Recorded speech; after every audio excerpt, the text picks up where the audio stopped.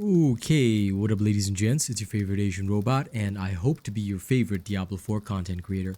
Now, in this video, you guys have seen the clear of the world tier 4 at about level 43, level 53, and I'm sure you guys want to also experience the late game version of this Bone Spear Necromancer build. What I'm going to say is that this build is powerful and can really push high above your levels, especially if you've seen my recent streams. But you do have to understand why it works the way it does. So, without further ado, let's get into the skill build and then the Book of the Dead. Now, skill-wise, I'm not going to remove my camera because this is what you should have already gone through in the early and mid-game video that is linked in the description of this video, okay? But I'm just going to give you a refresher on what we're using and why we're using it. First and foremost, Hemorrhage has been switched to Bone Splinters for additional damage. Now, I'm going to say this clearly. If you guys find that your survival is low, please switch back to Hemorrhage, okay? You can switch freely anytime so long as you've got the gold, okay? But if you don't find that your survival is problematic and you want an increase in damage via the passives like Compound Fracture, which is a lot easier to trigger with Bone Splinters, you should go with Bone Splinters, okay? So that's the first and only major change in this build, and it is something that you can decide for yourself. Hemorrhage for good survival, Bone Splinters for more damage, okay? The rest of the tree is exactly the same. We're still using Bone Spear as our main source of damage. Unliving Energy, Imperfectly Balanced, Hewed Flesh. Corpse Explosion is still featured as a great way of getting essence and also for triggering Fueled by Death and Grim Harvest. A Blood Mist remains with a 1 point investment. You've got your Death's Embrace, Death's Reach as shown in the early mid-game video. Corpse Tendril, 5 out of 5. Your Bone passives all here. And your Standalone as well as Memento Mori are maxed. Ossified Essence remains your key passive, and that basically covers it for your skill build. Book of the Dead also, once again, remains the same. The Skirmishers are sacrificed for increased crit chance. The others don't really help you, okay? The Skeletal Mages are sacrificed for increased vulnerability damage, which is humongous. The others aren't really that useful to you. Now, Golems can be sacrificed for critical strike damage, but honestly, it's not worth it. I prefer the Blood Golem being alive because it acts as an extra health bank for me. All right, so that's it for Book of the Dead. Now, the main part about this is the Paragon tree, which I'm going to go through right now, and then the gear, stats, aspects, all that. Now you're going to get the full picture of what we do. All right, let's have a look. Now, for the for the Paragon tree, and this is where I'm gonna actually remove my cam, I'm gonna tell you about the choices that I've made and why I've made those choices. Okay, so first and foremost, excuse me, we went up the right-hand side for the Prime node. All right, damage, maximum life. There is no reason not to grab all this good stuff. Okay, then you go up for the Glyph socket where you put in your first glyph. Your first glyph is obviously Exploit. Vulnerability damage is the most crucial damage in this game. There is no reason you should not have it. So, Exploit is a must-have. Okay? This is not debatable, non-negotiable. Grab this. It's necessary. Then I went up here to grab this armor because with just 160 dex, you get 200 armor. There's no reason to miss out on this. Okay? There's an extra 100 armor that you can grab later on if you've got spare points. But for the most part, 250 armor, good enough for me. Then I maxed out damage again by grabbing Knowledge on the left-hand side. And I moved over to the Bone Graft tree. Being a Bone Necromancer, Bone Graft is the obvious choice. There is no other Paragon board choice. Okay? Later on, the only thing that's even remotely useful is Scent of Death, which again, I've discussed on stream, but I'll explain that a little bit later. First of all, Bone Graft is super good. Also, due to the sheer amount of damage reduction in this build, you should not actually need to go up the right-hand side for armor yet. Okay? There's 200 armor that you can grab here with plenty of max life, but I'm saving that for later if I've got spare points, because at this current moment my survival is not heavily threatened.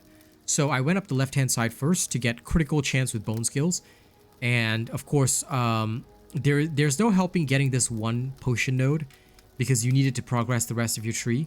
But basically I ignored this one, grabbed this for the crit chance, and all of this is crit strike damage. Very useful. Then I also grabbed Bone Graft, which when you hit enemies with bone skills, it'll increase your damage by 1% of your maximum essence by 3 for... Oh, sorry. It will increase your damage by 1% and your maximum essence by 3 for 8 seconds. This stacks up to 8% extra damage, okay, and 24 maximum essence. Not only does the 8% increased damage benefit your Bone Spear, but the 24 maximum essence benefits your this ossified essence. All right, so basically you're stacking damage upon damage, which I love. That's why Bone Graft is so crucial. Okay, you basically rotate the board so that Bone Graft is nearest to you on the left, and then you grab this first. You don't care about the rest. After you grab this, then I finished out the rest of this node here and tomb, and then I moved up, taking willpower nodes mostly because I wanted willpower for this to get the extra bonus, yeah. And then I went up here to grab calcified, extra critical strike damage with bone skills, bone skill damage. This is the works. Okay, this is the node you need to finish first. Once you fully finish this node, you move up the left-hand side and you go for Reinvigorate. Why? Maximum essence and essence on kill. You've noticed I haven't taken this extra essence on kill. I may take it later, but it's only a +1, so I haven't really seen much value in it. Rather, I just grabbed all of this for maximum essence because more max essence, more damage, all right? Then I went up this side, and then I actually, now, don't mistake me grabbing this. This is for later, okay? I actually grabbed this and then went to the glyph slot. Why? Because you can socket in essence here. Essence is beautiful as a glyph. It's one of the 2 glyphs that are great for bone necromancers. I'm trying to see if there's a third glyph I can put in here, but so far nothing has been very encouraging. But Essence and Exploit are your 2 most crucial glyphs. Essence allows you to deal more, allows your core skills to deal more critical strike damage, and you know how valuable that is. Alright? So by capturing more dexterity nodes, you can dish out more critical strike damage. In fact, I've got one last dexterity node to capture here, and then basically I'm good to go. But yeah, this is epic. And also, critical strikes deal 22% increased damage to enemies that are not healthy. Usually after the first crit strike, they will not be healthy. The return shot, which does even more damage, will usually completely rip them apart. So this is pretty excellent. Okay. So yeah, after that, I grabbed this glyph socket, put in essence. Then I went to the right-hand side for Shaper of Bone. Why? All of this is extra bone skill damage. It's not going to benefit the rest of your build, but the rest of your build is not really your main source of damage. Bone Spear is your main source of damage, so this is what you want. You'll notice I ignored the resistance node because resistance has 0 value to your character. In future, if they change how it works, I might grab it, but at this current moment, I don't need it, so I left it there. Now, I'm going to tell you this in advance, okay? There are a multitude of ways that you can go after this, okay? Because there's only one real bone tree. The rest of the trees, Cult Leader and the like, don't deal with bone-based skills. These 2 are minions. Flesh Eater is mostly corpses, which you can go for, FYI, you can go for. But the skills are really not that encouraging. Okay, there is Blood Begets Blood, but again, this is mostly for blood skills, and you don't really have them in your build anyway. And also, if you stop using Hemorrhage in favor of Bone Splinters, this is useless to you. Bloodbath is about overpowering. Wither is about shadow damage, and that's basically it. So you don't have a choice. Literally, Flesh Eater is probably going to be the only other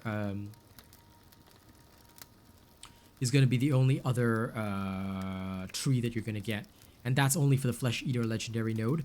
But I haven't experimented enough to go there yet, so I haven't thought about it. Okay, but I am considering it. So this is something else that might help you guys out. Okay, but like I said, very little in this tree is encouraging, because if we were to preview it, right? If we were to preview it, the only good node would be critical strike damage here. And then you'd have to come around here for damage to elites and then a glyph socket there. So you could take something like this. But again, I'm going to be very clear. It's not really a very encouraging situation. So yeah, that's me in a nutshell. I don't really see a lot of value in this. And of course, you can go down here for plus 10 life regenerated if you ever really want that. But most likely, Flesh Eater is going to be very useful, because 40% increased damage after consuming 5 corpses. You have no reason not to use this, especially in longer, bigger fights. And then a glyph socket here. So this is probably going to be it. But, you know, before we get into that, okay, Scent of Death is the third board that you're going to have. And this one, okay, is epic beyond words. Let me explain why. I love Scent of Death. I rotated the legendary glyph so it was exactly as near as possible. Why? Scent of Death, with just 2 corpses nearby, gives you 15% damage reduction. And it's damage reduction against everything. If you do not take this, okay, pushing higher level content is going to be a lot harder on you. Because you are literally saying, oh yeah, nah, I'll survive. I don't need damage reduction. But you do. You genuinely do. Okay? So what I did first was I grabbed this board, rotated Scent of Death so it was closest to me. I went up the left-hand side to grab this because why? Critical strike damage. I don't really care about the damage to healthy enemies. This is just an extra. But all is critical strike damage. I wanted that. I grabbed that, and then I grabbed Scent of Death. When there are no corpses nearby, you deal 15% increased damage. Helps. Then I went down the right-hand side, obviously, because critical strike damage once again. Now, there's potion healing here, 4%, but I don't really care about that. Critical strike damage, there are 3 nodes here and a main node here with 15% more that you can grab as long as you grab willpower. Then I plan to go up to the glyph socket.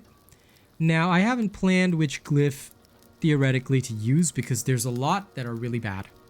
So, I thought about sacrificial, but the golem counts as a minion, so I can't use this.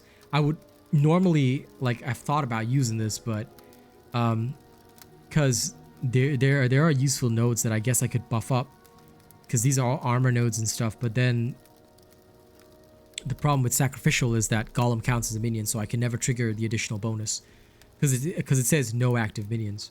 You see, unlike the sacrificial bonuses, which operate as long as you sacrifice mages and skeletons, you can still have a golem and gain something from that.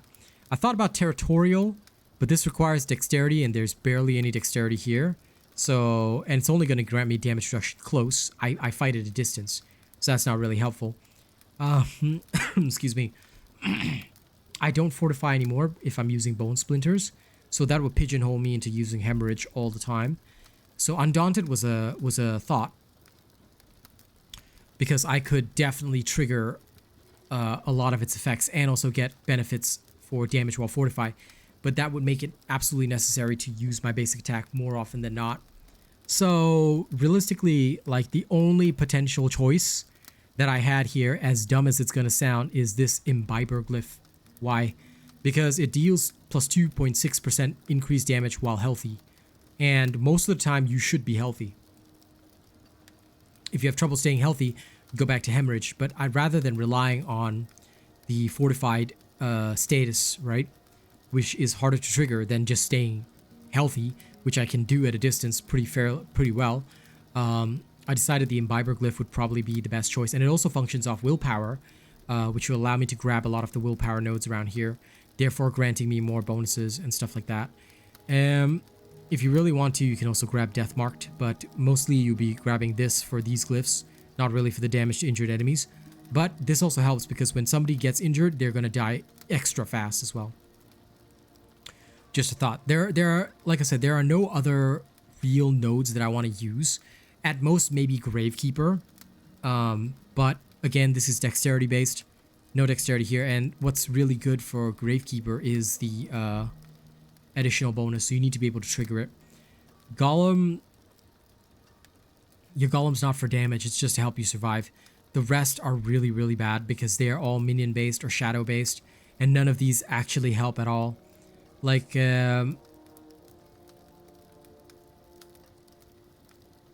this corporeal would be good if I had, like, this corporeal would be something that if I slotted it here, then maybe, but as far as I know, it only triggers with physical damage and damage reduction modifiers.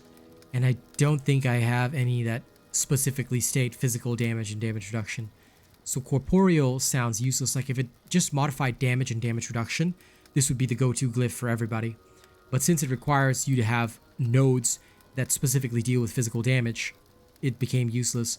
Control was something I thought about because I do crowd control via my corpse tendrils. But again, this is a hard one to run. So it maybe I'll use it as my last glyph if I really want to. But control, I only inflict control via my corpse tendrils. And obviously bosses cannot be crowd controlled. So this has less triggering than Imbiber, to be fair. So yeah, this one was a bit like on other classes, control is absolutely awesome because you have a variety of ways to inflict control and to, you know, crowd control your enemies. But the Bone Necro doesn't really use any of that. So that's what I had to think about. Abyssal is the opposite way. It improves non-physical damage and damage reduction, but again, you don't have that. So, yeah. Unless somebody can tell me that this physical damage and damage reduction would apply to, let's say, just these normal damage nodes, which I don't think they do last time I checked. You can't really make use of most of these, and we don't use curses, so Amplify is useless. So you really don't have many choices glyph-wise, which is why I've been trying to find boards and nodes for this Bone Spear Necro, but as I mentioned before, you are extremely, and I do mean this, extremely limited. I would love to not be limited, but you are, so you don't really have a choice. Make sure you grab this armor stuff, though, because this armor stuff is going to be your saving grace. Okay, while you're grabbing all this extra willpower and stuff, grab this armor stuff. Mostly you want to go over here, but damage to injured enemies, I'm just going to go here and grab these two. I'm really not interested in the rest, but when it comes down to like armor and stuff, I'm going to grab all that. So that's going to be a thing. Yep. I'm like thinking of how to spend the minimum points while grabbing all this willpower, but that's pretty much it basically. In fact, actually, you know what? Sorry. I like this dex here, but I'm going to have to go this way because that'll save me a point. My bad. Yeah, that's about it for the Paragon tree. Scent of Death was the only other good board. I don't know what's going to be my fourth board or even my fourth glyph. I'm just going to try and fill this out as much as I can. Maybe come down here and grab even more armor and life and then think about the fourth board then if I've got spare points. So that is pretty much it for me in terms of the Paragon board. So I hope that it helps to explain that the Bone Spear Necro has a lot of good stuff early on, but fizzles out compared to other classes later on because they don't really have glyphs that they can take advantage of, and they don't really have a lot of boards that they can use as well. So this becomes a bit more difficult to run than you might think. All right, that's about it. That's about it. At most, I could even grab more armor and damage to injured enemies on the left-hand side if I got spare points later. But yeah, that's about it for me in terms of the Paragon board. I will, you know, see how it goes from here because I'm already level 75. In terms of gear and stats, let's talk about that now. So now that I've explained the Paragon board to you, it's time to talk about gear, stats, aspects. As we always do with these kinds of videos, I'm going to go through aspects first, then gear stats, and then finally gems. Okay, so aspects. First and foremost, grasping veins on your amulet. This is non-negotiable. You must have this as high as possible. Okay, for your rings, I use one of my rings is Ossified Essence, Serration Aspect. Okay, this one, try to roll as highly as possible because it really, really helps to increase your critical strike damage of bone scales. So this is a big booster. Then I use Rapid. I want to roll a 30% Rapid if I can. That'll basically round out the build. All right. For my weapon, I'm using the splintering aspect, as high of a roll as possible. If you can get this completely maxed out, you will basically be a god amongst mere mortals. But you should wait to put on a max roll aspect for when you actually have, although you can get this aspect out of a dungeon, please wait until you actually have a perfect weapon, you know. And vulnerability damage, ladies and gents, that supersedes crit damage, so make sure it has vulnerable damage on it. It's super important. Okay, in terms of my armor, aspect-wise, your helmet is going to be Deathless Visage, if you can get it, because it's got pretty much ideal stats for you. So just get a Deathless Visage as high as you can and slap that into your helmet, so you don't need to worry about the aspect there. Sovereign Mail, sorry, for your chest piece, you want to have your aspect of Disobedience. More armor is good, okay? For my gloves, I'm using Edgemaster, okay, as highly as it can roll. For my pants, I'm using the aspect of Might for damage reduction, 20%, and of course, try to get above 4.5 seconds. Anything lower than 4.5 seconds is not very helpful to you. And of course, for my legs, for my boots, I went with the Exploiters aspect because when enemies are unstoppable, you deal increased damage to them, which is pretty good. It's pretty good, and I have found that this is always useful. So I do like the Exploiters because by adding 20% crowd control duration, my 3-second stun becomes 3.6 seconds. I get an extra half a second of stun, which is so useful in battle. So Exploiters is always my choice for boots. Okay, that covers the aspects. Now let's talk about gear stats. Gear stats are a whole different matter. For your amulet, your character, your Necromancer, surprisingly enough, doesn't depend upon essence cost reduction with this build. So, it opened up the room for me to get cooldown reduction and then movement speed. I prioritize these two stats because the Necro is very, very slow. Being able to run like Usain Bolt and kite your enemies super fast is really helpful. Similarly, my boots have movement speed, and if I get essence cost reduction, that's fine. If I don't, I don't. I prioritize movement speed because the Necro is slow. It is the slowest character in the game, so you're going to have to prioritize movement speed. But thankfully, because you don't need essence cost reduction on your amulet, you can just go cooldown reduction, movement speed, and run like Usain Bolt everywhere, okay? So for my rings, I prioritize crit strike chance, vulnerable damage, crit strike damage, and then whatever else I can get. If I can get max life or damage or some form of raw damage, physical damage being the ideal stat, I will go with that. But vulnerable damage is my priority, as well as critical strike damage. Same here. This one, I went critical strike chance, vulnerable damage, critical strike damage, and max life. If you can get max life, it's also really good. So don't knock it. But max life will mostly be on your chest piece and your legs. Yeah. So it'll mostly be on your chest piece and legs. But if you can get it on your rings, that's helpful too. Okay? For my helmet, Deathless Visage, you cannot change the stats anyway, so just roll as highly as possible, yeah? For your chest piece, I went with damage reduction distant, total armor. If you can, try to roll both damage reduction close and distant. You don't really need to roll physical damage. I happen to roll it on this. But ideally what I want is damage reduction, total armor, or like damage reduction close, distant, that kind of thing. Total armor if I can. Max life is a must. And then whatever other stat I can get for my third stat. If it turns out to be max life, I'm very grateful for that because you can get up to like 1,000 plus max life on both of these. So just to note. My pants rolled damage reduction close and distant as well, along with max life and potion capacity. So that was really, really good. The max life roll is kind of bad, but if I can get that higher, I will in future. I just kind of left this one as is, you know, but I could roll up to 1,000 max life, which would, you know, allow me to survive quite a bit more. All right, for my gloves, I went with Ranks of Bone Spear, must have, and critical strike chance. Now, attack speed is the, you need 3 stats in total. Lucky hit chance is a bonus if you can get it. The 4 ideal stats would obviously be critical strike chance, attack speed, Ranks of Bone Spear, and lucky hit chance, all rolled as high as possible. But that's why I haven't swapped off the gloves, because I found nothing. Like, I would need at least 3 ideal stats before I were to change onto this, but so far this has been okay for me. All right. For my boots, of course, movement speed, and then I don't care about anything else. If I get movement speed maxed and maybe essence cost reduction, then some other useful stats, along with evade charges. Please have maximum evade charges as your innate stat for the boots. Then I'm good to go on that. All right. For my weapons, pretty much the standard stuff. I go for vulnerable damage first, then critical strike damage, either with bone skills or just raw critical strike damage. Then whatever form of raw damage. If it's intelligence, fine, take it. Especially if it's a max roll.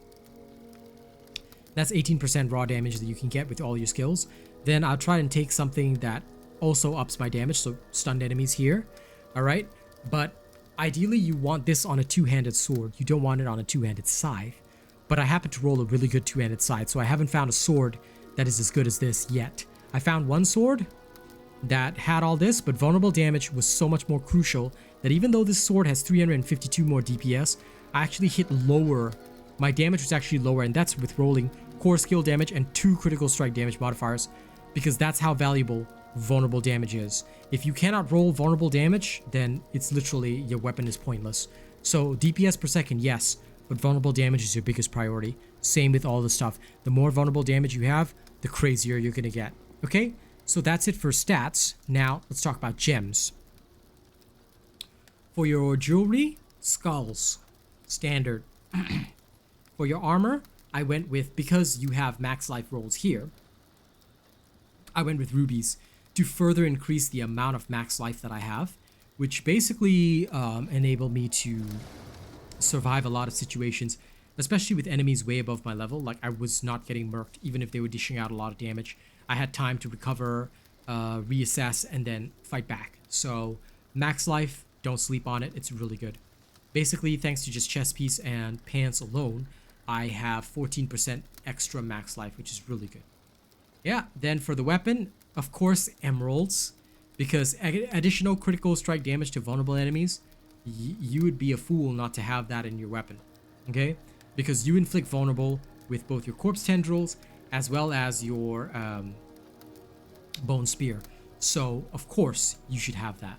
All right, that basically sums it up for this build, and now I'm going to go take on a massive nightmare dungeon, because why not? Okay, we'll go into a tier 42 nightmare dungeon, way above my level, and let's have a look at the combat showcase. But before we go into that, thank you very much for watching this video. Don't forget to like, share, and subscribe. If you enjoy my content, you know, feel free to come by the streams. All I ask is that you watch my streams and watch my content, because that's how I make rent.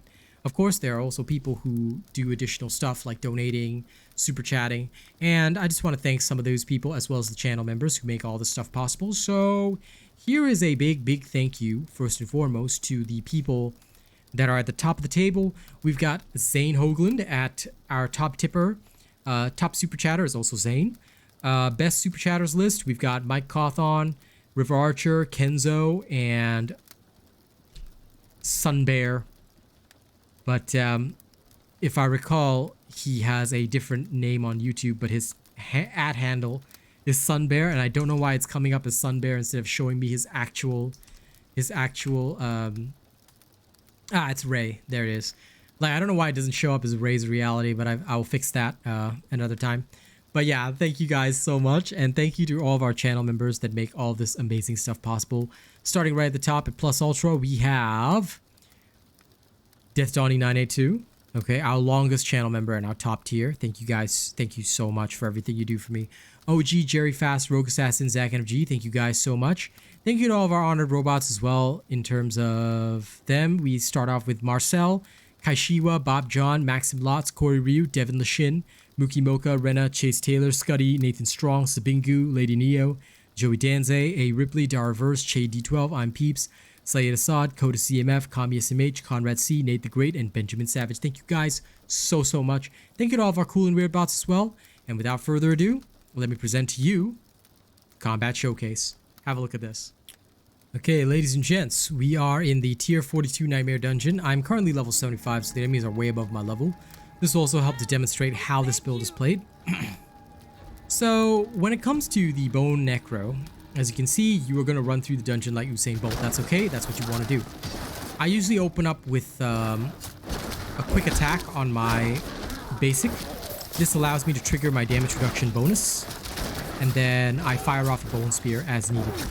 If the groups are scattered, okay, and I don't really immediately need to pull them together, I will cast out my Bone Spear and just fight as per normal like this.